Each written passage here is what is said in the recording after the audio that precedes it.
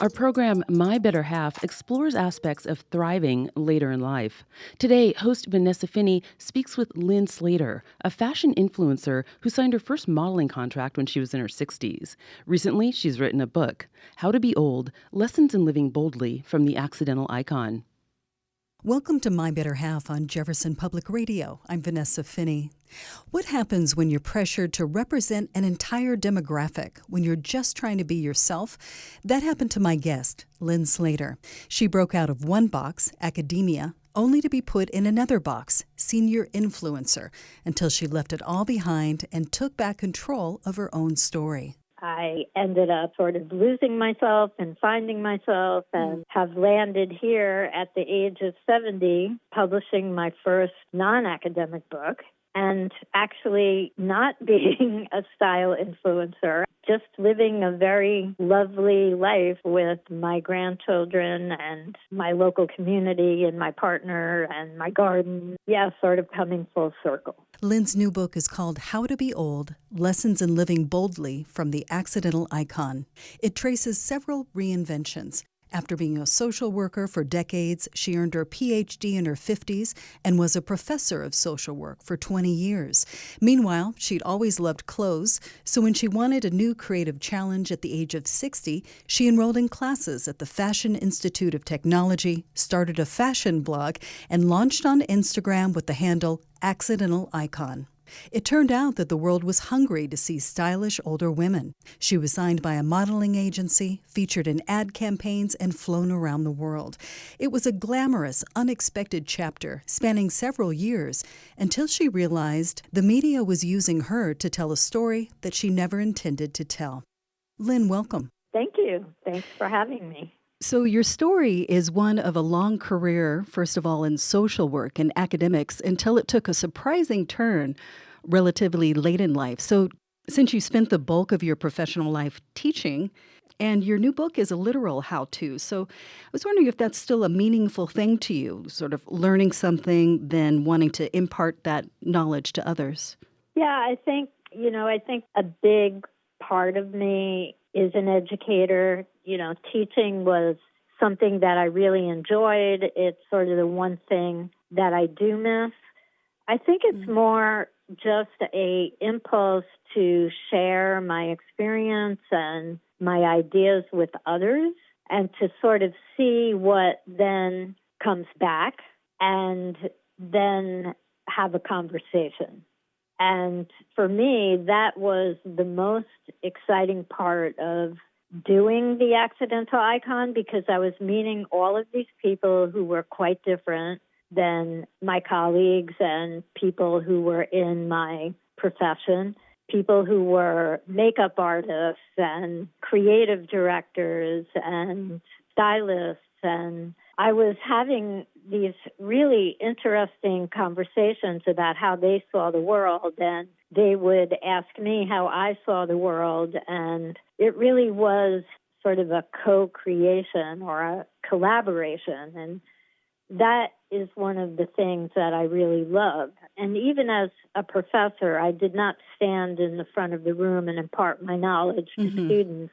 I really facilitated a collaborative learning experience where often I was learning from them as much as they were learning from me. And that is also how I also worked with all of my clients in my career as a social worker. It was never about me imparting something. And that was one of the things that sort of became concerning to me over time as society began to take what I was doing with Accidental Icon and sort of making it be, this is the way that you should all be when you're having an older life. You should be like her, without really naming sort of the privilege that had allowed me to do that. And so I never set out to be a marker or to teach people about how to be old. And even in the book, while the title is How to Be Old, it's really more a story of how I was being old and some of the lessons that I learned about it along the way. And again, in the hopes that when somebody reads my book, they might see something that I did or that I learned that they could apply to their own life. And we'll start getting into some of those lessons in just a moment. If you're just tuning in, I'm Vanessa Finney, host of My Better Half on Jefferson Public Radio. My guest today is Lyn Slater, a former fashion icon who decided to step back from that role. Lyn is the author of the new book, How to Be Old, Lessons in Living Boldly from the Accidental Icon. And by the way, it might be a good time to give listeners where they can find you. Is it lynslater.substack.com? That's absolutely one, and that's probably where I'm going to be spending a lot of my time after sort of the book is out in the world. And that's where I do my writing now. So you can find me there. My Instagram is at Icon Accidental. And those are probably the two places where I can be found. Okay, great. And we should add that Lyn is spelled Lyn. So you're at lynslater.substack.com. So let's get into some of the lessons from your book. First of all, just the subtitle. What does living boldly mean to you? I think living boldly means when you are living a life that is formed and informed and comes from a place of your own values. And I think that part of my story is as time went on and kind of the story or about me, about what I was trying to do was sort of taken out of my hands, that I sort of lost myself in this kind of digital world of Instagram and really kind of got away from who I was authentically, which had ironically been what attracted a lot of people to me initially. And so the second part of the book is me really stopping and taking a look at what had happened to me and really reconnecting again with my values and the things that are important to me. And when I am fully in myself that way, then I always have a lot of energy and a lot of purpose, and I'm very clear. And so that's how I think about sort of boldness. Okay. That makes me think of your latest blog post on Substack. It's called You Can't Always Tell What a Story's About from its title, where you're talking about having authorial control of one's own narrative. That's something that you were just talking about, where people started trying to influence who you should present yourself as, and you sort of had to come back to authenticity. Can you explain a little bit about that, about having authorial control? Well, I think initially I really did. I was very much just being a woman who was doing something creative and exploring something new, which had nothing to do with my age. Women do that at all different points in their lives.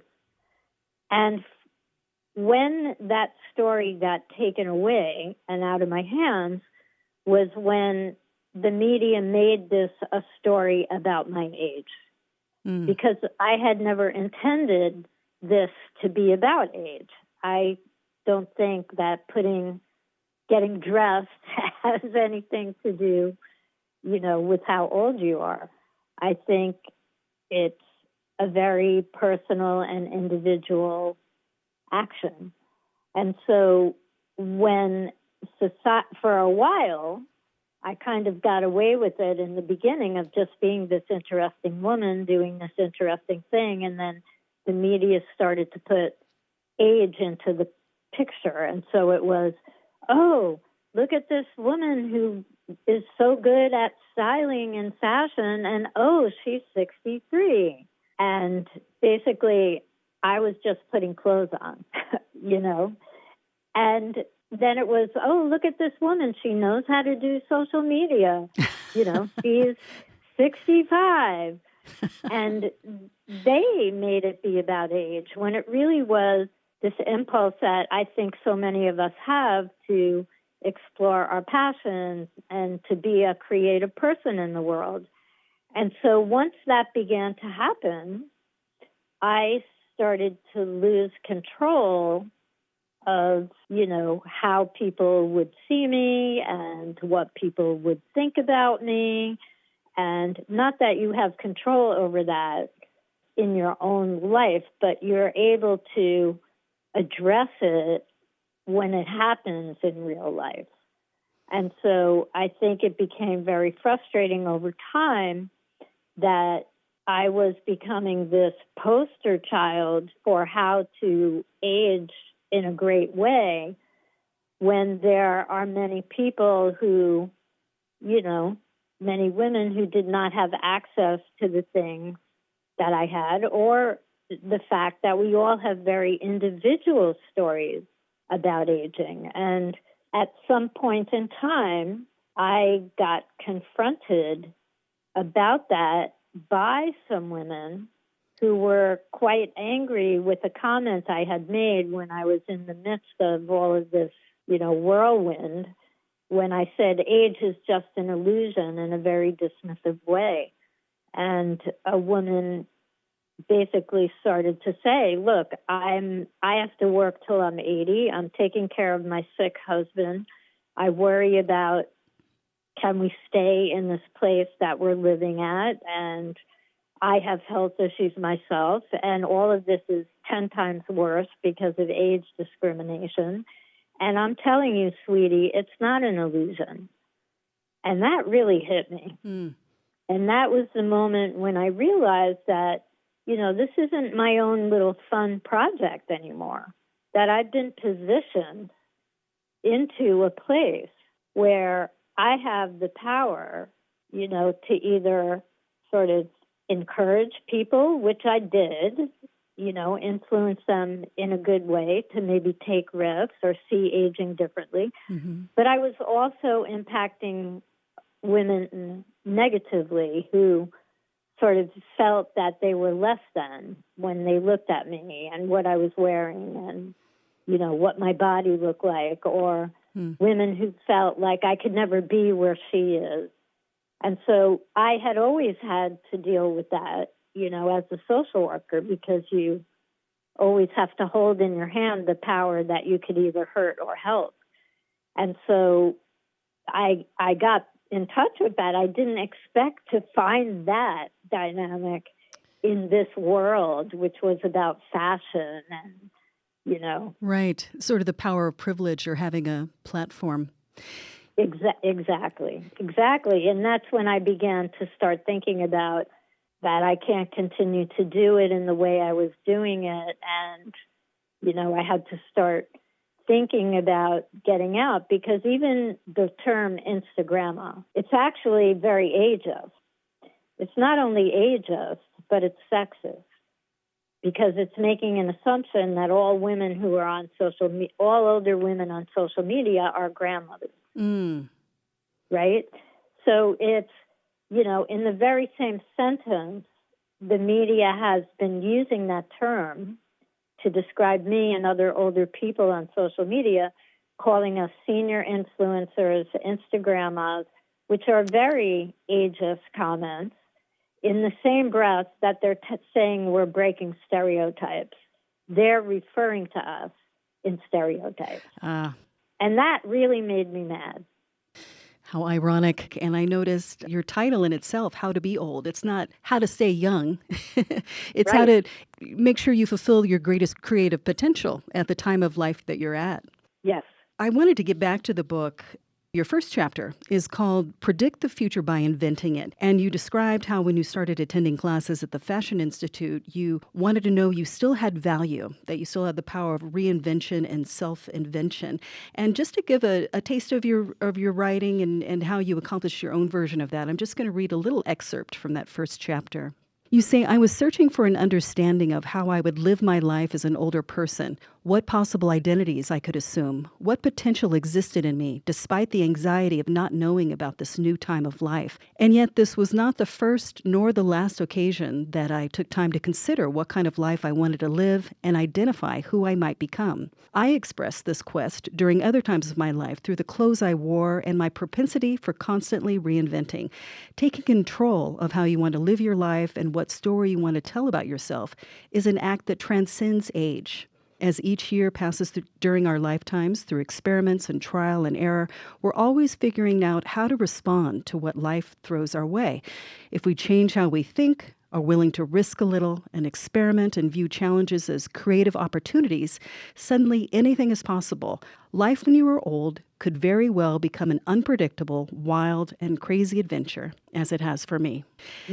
So I just find that really intriguing, and it makes me look forward to the rest of my life. And I hope some of our listeners share that. And one of your phases, you in your late 40s and early 50s, you began working on a PhD, and that was a form of reinvention itself when you trained to become a professor.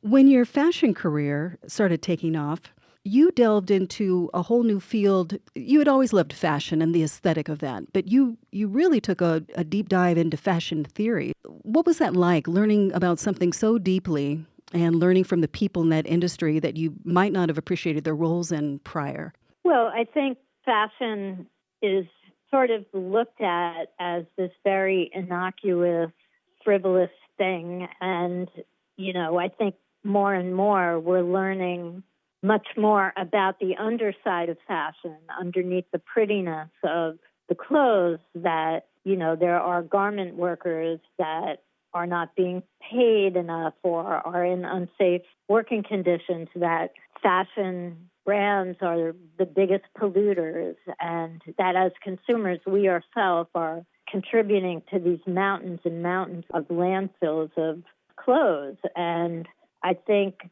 I was starting to see the underside of all of the glamour and sort of the superficial part of fashion. And I was also, at the same time as seeing sort of the enormous power that fashion has, I was also seeing designers, meeting young designers and creative people who had a lot of dreams about being creative, and sort of seeing their work out in the world and being confronted with sort of, whoa, wait a minute, this is not just art, this is business. And I think I was having like a parallel process, because originally for me, it had really been a form of art. I always thought of clothing as sort of materials that I was working with to create a self, to express myself. Mm-hmm. And I think that's why people thought my style was unique, because I never did trends. I never, dressed for fashion. I dressed for identity.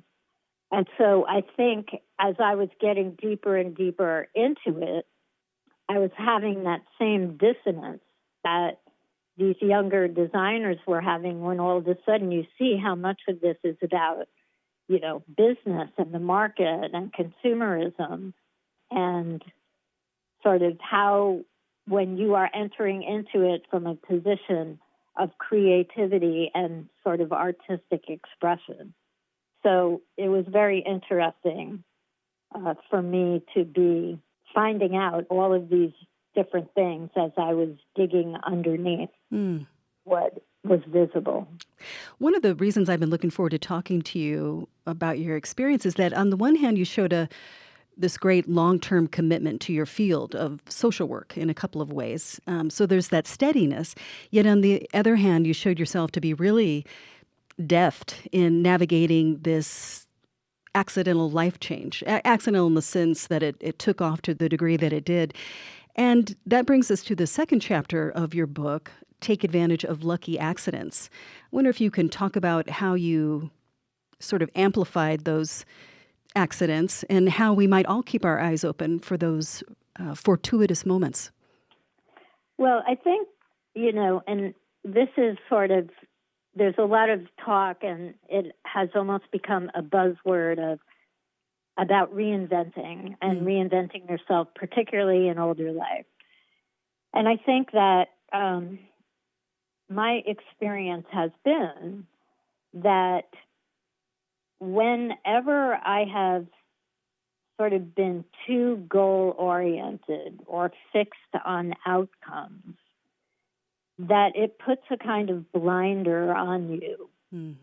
And you miss a lot of things that are accidental or sort of are opportunities, but you don't see them because you're so laser focused. And whenever I would go out and I would sort of do these creative explorations, I would not have goals and intentions, and I would just put myself in. And so things would just happen that I didn't plan for, that I didn't anticipate. They were sort of very accidental kinds of things that if I had known when I entered the space, oh, I can be a fashion influencer and I can make a huge amount of money doing this. And then I started to try to systematically do it, I would probably have failed miserably. I think I didn't have an intention, and so I put myself in, and I was seeing things that even the very idea that I became famous was accidental because it was the furthest thing from my mind when I started the project. So my advice to people who feel a need to reinvent is to, just find something that you're really interested in, that you want to find out about, that might be a passion of yours that you never had an opportunity to explore, and then put yourself in a space or an experience or an institution where you can explore it and don't have an idea in your head what's going to come at the end. And so that's how I have approached things. And in that process, you sort of I call them lucky accidents. I can see them and I can take advantage of them. And you mentioned that somewhere as something I believe that you learned during your time as a professor, being process-driven rather than having an end goal. And to me, that spoke to listening to the other people in your class and sort of writing the conversation and helping guide it, but not having too strict of an outcome that you're trying to teach to. Right. Yeah. A quick reminder to our listeners that this is My Better Half on Jefferson Public Radio. I'm Vanessa Finney in conversation with Lyn Slater, who spent a good chunk of her 60s as a model and social media influencer. So as a result of keeping your eyes open and some of the inventive steps you took, you were swept in. It wasn't an overnight success. It took you some years to build a really large following in this new career. And in fact, you make the point somewhere, why should we fear aging when, I, for one, have had this remarkable new chapter, unexpected chapter in my 60s. So that makes a good point for not fearing the inevitable. But what surprised you most about this new adventure? Well, I think, the fact that it happened at all was the biggest surprise. To me, I'm just this little old gray-haired, wrinkle-faced social work professor. And all of a sudden, I'm in London and I see my face go by on a bus. And, started to see my face all over wherever I went. And even when I started to travel all over the world, there would be people who would come up and say, "Oh, you're the accidental icon. I follow you." I mean, that spectacularly surprised me. Yeah, that's quite a development. And to this day, I'm still not 100% certain, how it happened. Well, I was going to ask, is there anything you'd go back and tell yourself at the start of that process, something you know now? Well, I think the biggest thing that I learned from it is to not be so arrogant and think that you are going to be in control once you put yourself out onto a public space. Mm. I have not been a fashion influencer for almost 3 years now. Okay.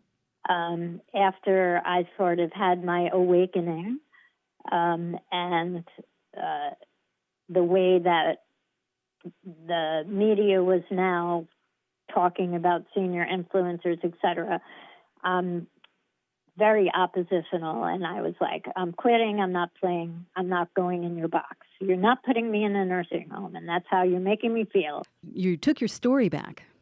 I did. And we moved outside of the city and we moved here. And so most of what I show these days, of course, right now, a lot of it is about the book. But most of what I show is just sort of my ordinary life here in Peekskill. You know, pictures of my garden, my sort of neighborhood. I'm wearing in most of my photos a pair of denim overalls or jeans, or, you know, I'm not dressing up. I don't have a reason to dress up as much as when I lived in New York City. And I've always dressed from a place of my identity, my role, what's happening culturally around me, the geography of where I'm living. And so I think the photos that I'm showing now are much more representative of what I call a realistic older life, and not this aspirational one that is now being even more so held up for women to aspire to, where you are kind of ageless and perfectly fit and you're very hot and you're highly resourced and you're running marathons at, 90, and you don't need a thing. You are completely independent. And, that, of course, is in opposition to the other way aging is portrayed, which is, you're going to be, you're going to have dementia, you're going to be disabled, you're going to need care, you're going to be dependent, you're draining society, you're ruining it for all the generations behind you. And the vast majority of people aging are at neither of those two opposite poles. Right. Well, I'm glad you've reined this new chapter in to be one that's more inclusive of all different ages and all different stations in life. It's been wonderful talking with you. Thank you for spending some time with us today, Lyn. And thank you so much for having me. I've been talking with writer Lyn Slater. Her new book is available now, How to Be Old, Lessons in Living Boldly from the Accidental Icon. You can follow her and her new life on the Hudson River on Instagram. She's at IconAccidental, and subscribe to her blog at lynslater.substack.com. That's Lyn with one N. Thanks for listening to My Better Half. I'm Vanessa Finney. You can hear more episodes at ijpr.org/podcasts or wherever you listen to podcasts.